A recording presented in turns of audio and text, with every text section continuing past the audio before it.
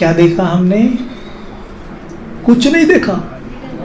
कुछ देखा है ना? हमने आइज अपने क्लोज किए, हमने देखा कि यहाँ से रेड लाइट तरंगों के रूप में निकली और हमारे चारों तरफ जो बॉल्स है, जैसे किसी को कोई भी विघन आ रहा हो, बच्चों से, बीवी से, हस्बैंड से, अपनी फैक्ट्री से, कहीं से भी कोई आ रहा है, उस पर नाम लिख दिया। ठीक है, अब बीवी से विघन आ रहा है, बीवी को नहीं फेंकना है दूर, वो विघन का नाम लिखना है। कभी सोचो भाई जी तो हमें ऐसी शिक्षा दे रहे हैं कि बीवी को ही फेंक दो, हस्बैंड को फेंक दो, नहीं, वो विघन का नाम लिखना है केवल, और विघन को जलाना है। ठीक है, ओके। हाँ, तो हुआ ये चीज आप नोट कर लेंगे, यहाँ कर लो चाहे डायरी में, लेकिन आपको ये योग में अभ्यास करना है। आप देखेंगे विघन कैसे भागते हैं। हम वास्तव में विघन प्रूफ आत्माएं हैं। बाबा कहते हैं ना, विघन प्रूफ आत्माएं हैं, है ना? जैसे वाटर प्रूफ जैकेट होती है ना, पानी उसमें प्रवेश नहीं करता, वैसी विघन प्रूफ आत्माएं हैं, विघन छू भी नहीं सकता। लेकिन कब छूता है? जब एक स्मृति से विस्मृति, आज की मुरली याद करो, विस्मृति हो जाती है किस चीज की? कि मैं आत्मा नहीं, कौन हूं? और जैसे याद आता है मैं आत्मा, उस वक्त क्या होता है? स्वभाव भी बदल जाता है, सब कुछ अपने आप ही परिवर्तन होने लग जाता है। परिवर्तन शक्ति बाबा ने बोला ना, है ना? परिवर्तन शक्ति, ये है परिवर्तन शक्ति। परिवर्तन किया भी, किया ना? किया पक्का? Very good. दूसरा, अब देखो हम जो यहाँ पे बातें कर रहे हैं उसमें दोनों स्वास्थ्य आ रहे हैं, तन और मन आ रहे हैं दोनों। किसी को कोई डाउट नहीं आ रहा है? आ रहे हैं ना दोनों चीजें। एक चीज और का ध्यान देना है, एक चीज ये भी अपने जीवन का एक सूत्र बना लेना है हमने, वो है द पावर ऑफ ग्रैटिट्यूड, कृतज्ञता। आप खुश होना चाहते हैं जीवन में? बहुत खुश होना कौन कौन चाहता है? चाहते हो? मतलब खुश नहीं हो फिर? फंस की बात है। अच्छा, नहीं कोई बात नहीं, चलो मैं मानता हूँ ये बात कहने में अलग है, लेकिन प्रैक्टिकल देखा जाए तो खुश है। मतलब होता है ऐसा भाई, थोड़ा बहुत ऊपर नीचे होता रहता है, अभी पुरुषार्थी है ना। चलो कोई बात नहीं। आप एकदम खुश रहना चाहते हैं एकदम। अच्छा, सपोज आपने कभी, चलो मैं आपको एक विजन देता हूँ, अभी आंखें बंद करिए सब, जैसा मैं बोलूँ बस आप अनुभव करना। ठीक है, सब एकदम प्रॉपर आंखें बंद कर लीजिए अपनी। ठीक है, कोई आंखें खुली मत रखना। जब सोचो उस चीज के बारे में जो आपको सबसे प्यारी है, जो सबसे प्यारी है। वो आपके बच्चे हो सकते हैं, आपके युगल हो सकते हैं, आपका घर, आपकी गाड़ी। कौन? सोचिए कौन है वो, सोचिए क्या चीज है वो। आपका कोई मित्र, कोई भी चीज, मोबाइल, कोई चीज ऐसी है? शिव बाबा, कोई है जो आपको सबसे प्यारा है? कोई भी हो, लाइए सामने। आपका शरीर भी हो सकता है। अब हम देखेंगे कि जो चीज आपको बहुत प्यारी है वो आपसे सब छीन ली जाती है। सब कुछ छीन लिया गया जो आपको प्यारा है, सब नष्ट हो गया, खत्म। आप सोकर उठते हैं और देखते हैं सब कुछ खत्म हो चुका है। जो चीज़ मुझे अच्छी लगती थी, प्यारी लगती थी, यहाँ तक कि अगर शिव बाबा भी प्यारा हो भी चला गया, कुछ नहीं बचा। अब आप रो रहे हैं, चिल्ला रहे हैं, प्रार्थनाएं कर रहे हैं, बाबा को याद करें, बाबा मुझे वो चीज़ लौटा दीजिए। आप देखते हैं, अच्छे से देखना, बाबा आपके सामने आ गए तुरंत एकदम, और वो चीज़ वो आपको लौटा देते हैं जो आपको प्रिय लगती है। अब कैसा अनुभव हो रहा है? आंखें खोलिए, कैसा अनुभव हो रहा है?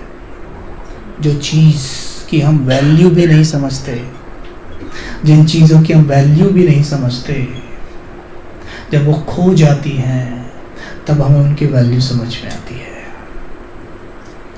हम इस रथ की, जैसे ये शरीर है, मान लीजिए हम इसकी कितनी वैल्यू करते हैं?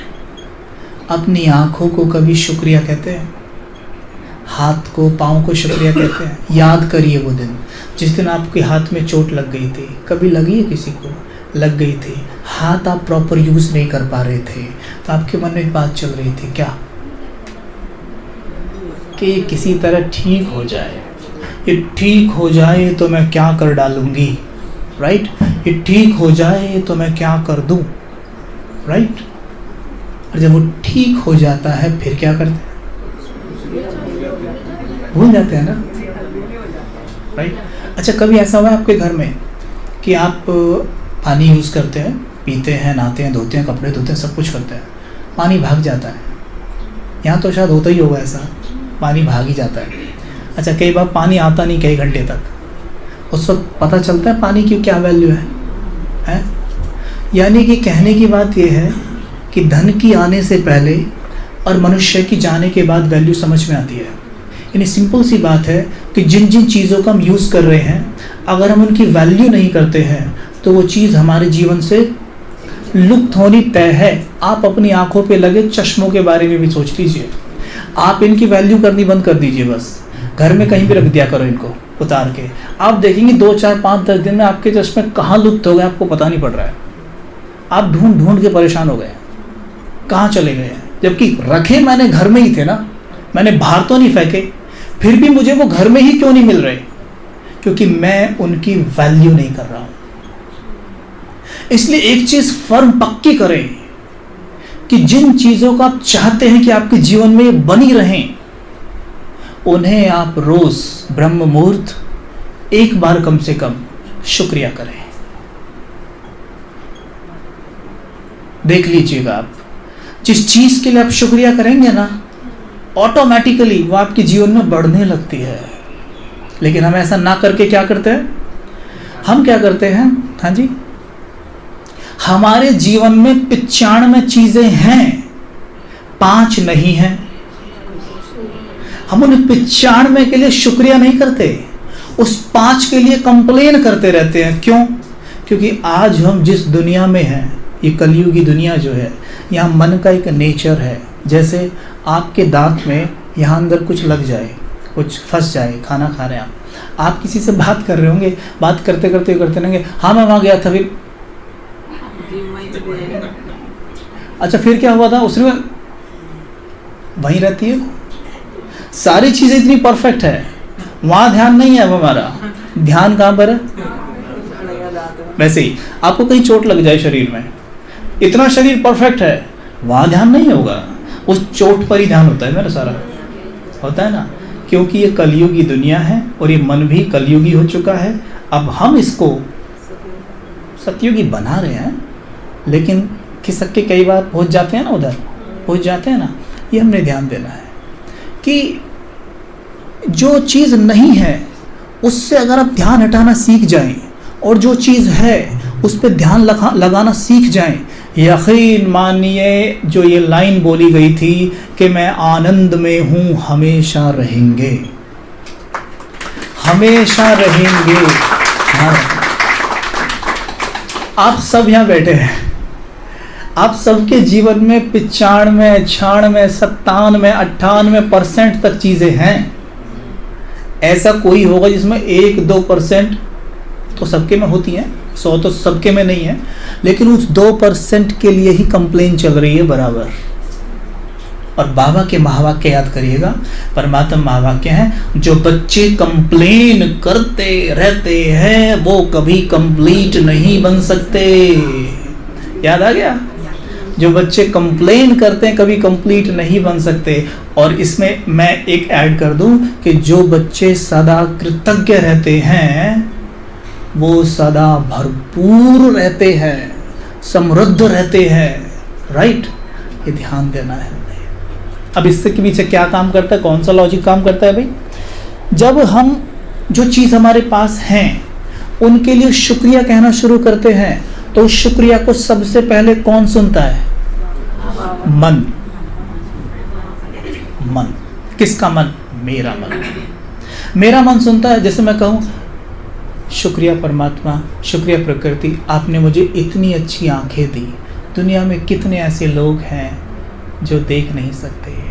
जरा सो आंखें बंद करना सब, और सोचना ज़रा कि मैं पिछले जब से मेरा जन्म हुआ है मैंने आज तक कुछ देखा ही नहीं है, कुछ नहीं देखा मैंने, हैं। और कबीर भाई आपके पास खड़े होकर बोल रहे हैं ये वृक्ष कितना सुंदर है, ये घास कितनी हरी हरी है, और ये आसमान कितना नीला है, पहाड़ी कितनी ऊंची है, वो पहाड़ी के पीछे से देखो जैसे सूर्य निकल रहा है। तो उस वक्त आपको कैसा लगेगा? काश मैं भी देख पाती, काश मैं भी देख पाती। लेकिन आज देख रहे हैं, कभी भी दिल से शुक्रिया निकलता है? आप शुक्रिया करके देखिए, मैं गारंटी करता हूँ आपकी आंखों से चश्मा उतर जाएगा, जिसकी आंखों पे लगा हुआ है उतना ना प्रैक्टिकल।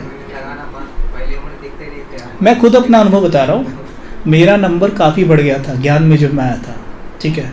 ज्ञान में जब मैं आया था तब मेरा नंबर बढ़ गया, तकरीबन 2 के आसपास चला गया था, ठीक है। चश्मा मैं अभी भी कभी कभी लगाता हूँ, ये दिखा देता हूँ आपको, ये ना, लेकिन केवल तब जब सूर्य का थोड़ा लाइट सीधा पड़ता है।